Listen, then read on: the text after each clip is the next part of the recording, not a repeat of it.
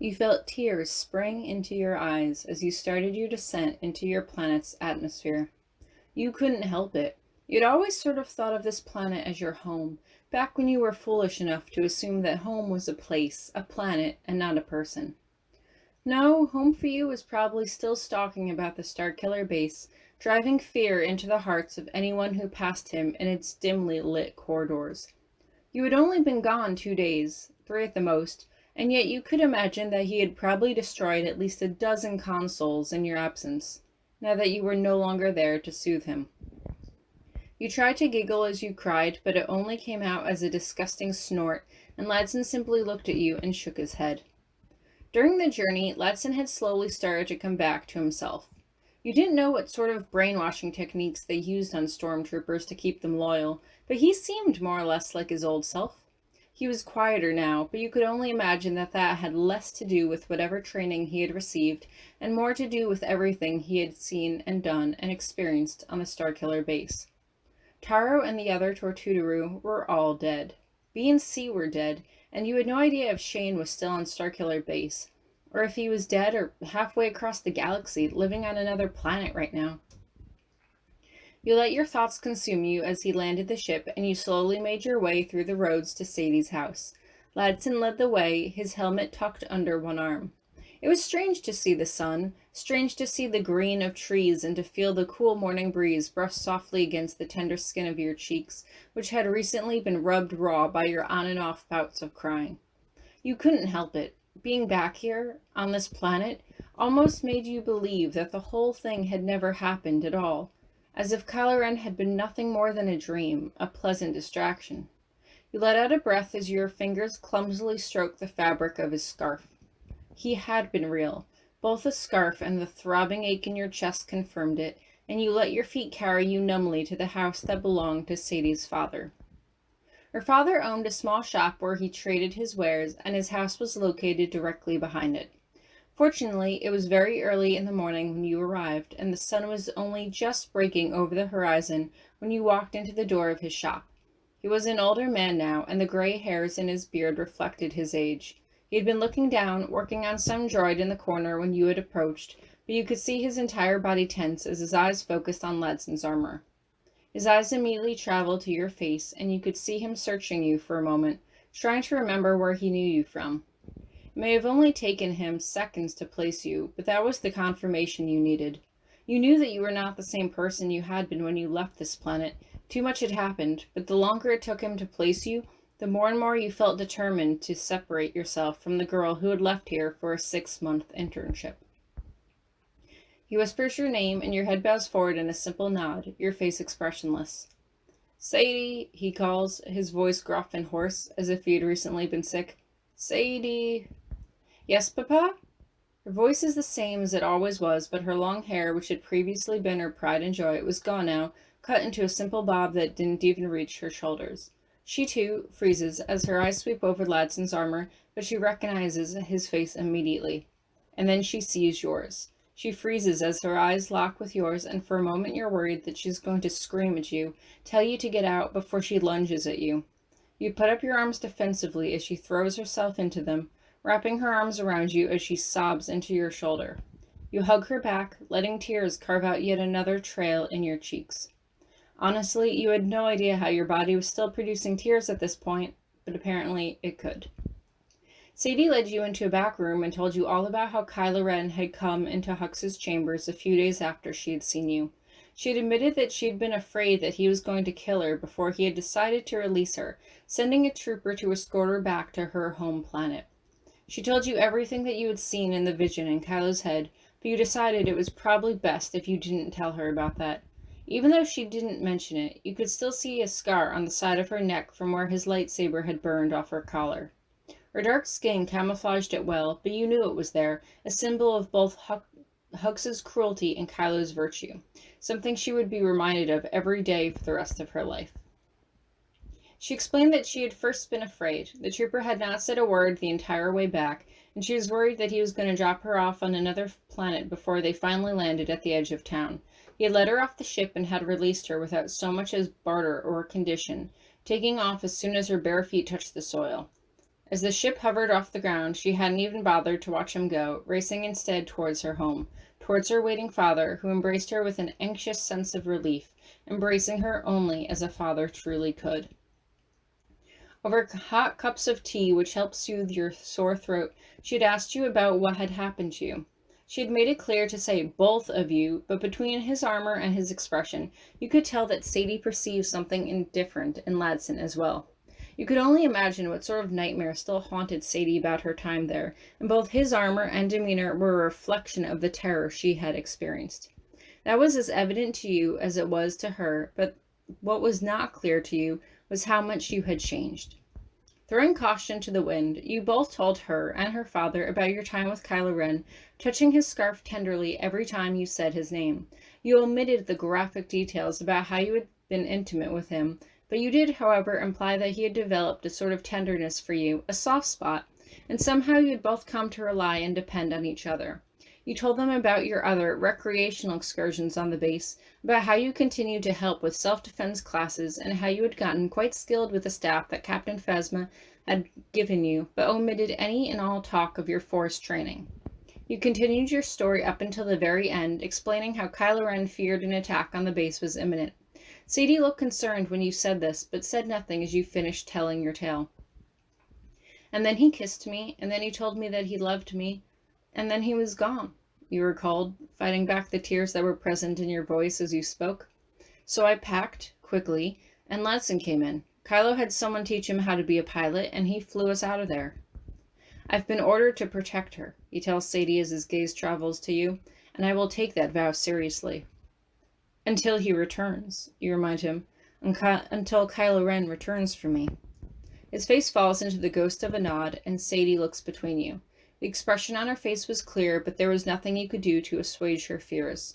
She was afraid that she had lost both of you to the First Order, that you had both irreversibly changed, and while you supposed that at least part of that was true, it would be quite a while before you could prove to her that at least some pieces of you still remained intact, that the parts of you that still cared for her hadn't changed. Sadie's father went into great detail explaining how he had lost a large sum of money trying to pay off trackers to find and rescue his daughter after the school learned about the deaths of B and C. They had clearly all been unsuccessful, but Sadie's father refused to give up hope and brokered a deal with some local space traffic control center to let him know if any ships of unknown registration were detected coming out of hyperspace in the system and headed towards the town. So when a shuttle came out of hyperspace and headed for the planet, he was the first to know. First Order ships were genuinely manufactured off the books, so they were all unregistered, but every ship had a unique signature that space traffic controllers could use to figure out what ship just came out of hyperspace in their system. He continued to explain that whenever ships went into and emerged from hyperspace, they emitted a signature radiation via something called the chrono effect, and while Ladson had been quick to question him on that, you stopped paying attention and rolled your eyes as you turned to Sadie, who just giggled in response. Despite his financial loss, he was determined to find some way to repay you for saving Sadie, and he provided you with a small cottage between his own dwellings and the academia. At first you wanted to refuse it, but you had no place to stay, and you had Ladson to think about too. Overall, Ladson had not spoken much since you landed, and you quickly realized that he was going to take his charge seriously. It would be a while before you saw glimpses of his old personality again. He had been given an order, and his mission to protect you came first and foremost over whatever was left of his character. And so you had stayed. The house was extremely small, smaller than Kylo Ren's dwellings, but you didn't mind it much. The door opened into a small kitchen. There was a tiny bathroom with a shower off to one side, and then, beyond a couch, was a door to a smaller bedroom that contained a tiny bed that was just a little bit smaller than the one in your first apartment on the Starkiller Base. That room had become a bit of an enigma to you. While you tried not to think of it, that was also the room, the bed, in which you had come to know Kylo Ren firsthand. Even still, you had gotten used to rolling around the giant bed with Kylo, and it would take you some time to adjust to sleeping alone again. Ladson slept outside on the couch, and although you had initially protested and tried to convince him to talk to Sadie's father about getting a bed for himself, he insisted that the couch was fine. You had no idea what his sleeping quarters had been like for him while he was being trained, and so you had no idea if the couch was actually an improvement to what he had previously. Either way, you let him be. Sadie came by daily, first bringing food and other small gifts, and then later bringing only bits of news and conversation. Apparently, ever since the murders of B and C, the academia took a more vocal position on the conflict, at least teaching students about what was happening in the galaxy, so they knew to be more aware of the dangers they faced in leaving the planet. It didn't really make a difference to you. The planet still remained decidedly neutral in the end, and aside from telling students about what had happened, nothing else had changed. It wouldn't have changed things for you either, and a part of you knew that. It was one thing to hear about how 2 teachers were viciously murdered by the First Order, but it was another thing to actually have lived through it. Before you had begun your internship, you always knew that the world did not exist in black or white. Everything existed in shades of gray. War was not simple. There was no clear good side and no clear bad side. If they knew that B and C were secretly operatives for the resistance, no one talked about it. Their deaths had long since been swept under the rug, and you supposed you should be thankful for that. Your life went on without purpose for a while. You tried to be of use to Sadie's father, helping him in the shop, but he didn't really need you. Sadie was more than enough help for him. She didn't go back to classes, and although she encouraged you and Ladson to, Ladson had his assignment, and he remained adamant to follow it. He trailed you everywhere you went, and although he didn't wear his uniform anymore, he still walked like them, his shoulders tense and his muscular frame constantly at attention. At night, though, he would occasionally come back to himself. He would never talk about his training, but he did talk about the Starkiller Base, a subject you could never bring up with Sadie, and you were glad that you had someone to talk to about all that you had seen and experienced there. Sometimes you would talk, or vent, or rant on for hours about how much you missed Kylo, and he would just sit and listen to you, occasionally holding your hand, his face impassive. He listened to you ramble on about how you secretly missed being needed by him, about how much you missed your casual friendship with Captain Phasma, and about how much you missed your self-defense classes and play fighting with Kylo. It always came back to Kylo. At night, before you went to bed, you would drape his scarf over your shoulders and hope that tomorrow would be the day he returned. At first, the days went by quickly. A day became a week, and then a week became a month, and then 2 months had passed before you were even aware of them. You had tried to talk to your academia about setting up a self-defense class, but they deemed it unnecessary and suggested you return to your work as an interpreter. But you couldn't do that, not anymore. You could no longer do what was required of you. You could no longer be neutral. It brought back too many painful memories that you felt it was better for you not to relive. Eventually, though, you wore them down, and they permitted you to hold 1 class a week, even providing you with a regular salary. It was small, but it was enough to support both you and Ladson. The attendance to your first few classes had been small, but after word of your reputation leaked across campus that you had been trained on the Starkiller Base directly under the notorious Kylo Ren himself, attendance became steady. People asked you questions about him all the time, and although at first your heart burned at the mere mention of his name, you enjoyed telling them stories of Kylo Ren. You told them stories of a man with a crackling red sword made out of pure energy, stories of a man that could probe people's minds and cut down a man with a single glance. You had them all in fear of him, and as their sense of fear grew, so did your pride. Little did they know that the man they so feared was the man that you had shared a bed with, the man that you had loved and who loved you in return. You had tried to encourage Sadie to join your classes, but she had since grown to abhor violence and spent her days rearranging fabrics and stitching together clothing. It wasn't such a bad deal, as you received all of her failed creations, which left you both and Ladson with a steady supply of new clothes. Sometimes, during the evening, she would sit on your doorstep and sew as you and Ladson battled it out on the grass, sometimes sparring with your staff, sometimes fighting with just your hands. She would watch you both and shake her head, probably because you always won. You were sure that Ladson was letting you win. Although he was much stronger than when you had first sparred like children on the Starkiller Base, he had his orders to protect you now, and he wasn't going to risk facing Kylo Ren's wrath if he inflicted so much as a scratch on you. 4 months went by without any sign or word from Kylo Ren, but his name still clung to your every thought. Nights were the worst, when you lay in bed and tried to reach out to him with your mind. You had no idea if you could reach him or not, but you tried anyway, sending positive thoughts his way, telling him that you loved him and that you missed him. Sometimes it was just that, a simple message of longing, but other times you let your mind ramble on, telling him stories about how, if he ever stepped foot on this planet, everyone would cower in fear of his power. You can imagine the glint in his eyes, that cocky, arrogant smile as he would laugh at that, and at least a part of you was glad that you could still picture his face. You couldn't really picture B's face, or C's face, or Shane's face, or Taro's face. At least not anymore. You remember that Shane had dark hair and was short and chubby, and that Taro had green skin and large eyes that were always full and expressive, but their faces were never clear to you, not in the same way that Kylo's was. You knew that over time, eventually, your memory of him would fade as well, but you wouldn't let yourself dwell on it. You were afraid that your memory would eventually lose the sound of his laugh, or the sensation of his fingertips sliding over your hips as you slept, pulling you closer towards him. But you refused to give in to that fear. You knew that fear would only make you angry at Kylo for leaving you alone this long, and it was only a matter of time before that anger would lead you to hate him for abandoning you.